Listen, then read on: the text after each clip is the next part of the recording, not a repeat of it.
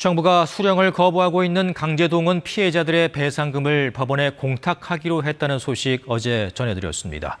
그런데 광주지법이 양금덕 할머니에 대한 공탁 신청을 받아들이지 않기로 했습니다.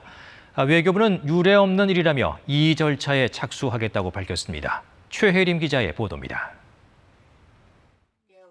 강제동원 피해자 양금덕 할머니 등은 우리 정부와 기업이 주는 배상금은 받지 않겠다는 입장을 분명히 하고 있습니다. 이 때문에 정부는 배상금을 법원에 대신 맡기는 공탁 절차를 개시했는데 양금덕 할머니에 대한 공탁 신청이 법원에서 수리되지 않았습니다. 광주지법은 정부의 배상금을 맡아놓지 않겠다며 불수리 결정을 내렸습니다. 양 할머니 측이 제3자 변제를 허용하지 않는다는 의견서를 제출한 것이 영향을 준 것으로 전해졌습니다. 법원의 이 같은 결정에 외교부는 강한 유감이라고 밝히고 즉시 이의 절차에 착수해 법원의 올바른 판단을 구하겠다고 밝혔습니다. 이는 유례 없는 일이기도 합니다. 정부는 이미 면밀한 법적 검토를 거친 바 있고 이번 불수리 결정을 법리상 승복하기 어렵습니다. 또 다른 강제동원 피해자 2명에 대한 공탁 신청도 법원은 서류가 미비하다는 이유로 보정을 권고했습니다. 피해자들은 정부가 공탁을 통해 채권을 소멸시키려 한다며 공탁 철회를 강하게 요구하고 있습니다.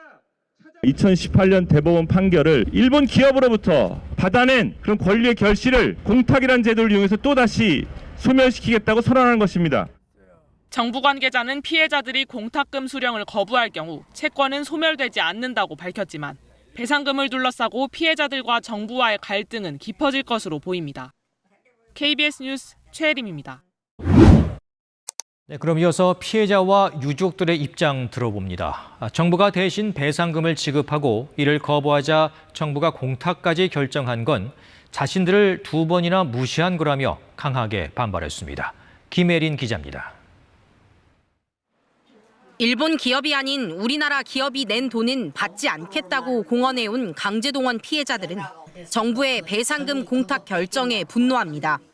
그런 취재서는 동량 얻어가 걷어서 준 시기로 그런 돈을 나 그쪽으로도 그런 돈 쓰기 싫어요. 법원에 돈을 맡겨놓을 테니 찾아가라는 건 배상금을 거부한 피해자들을 2번씩이나 무시하는 처사라고 목소리를 높입니다. 20년, 30년을 이렇게 싸웠던 그 아버님, 어머님들을 조금이라도 생각한다면 이럴 수 없는 거예요. 사람 취급 안 하는 것하고 똑같다고 저는 생각해요. 강제동원 피해자 지원단체는 외교부의 배상금 공탁이 무효라고 주장합니다.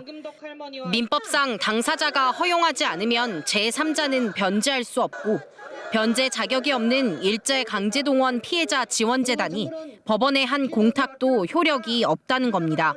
또 피해자들을 위한 시민모금을 무력화시키기 위한 찬물 끼얹기라고 비판했습니다.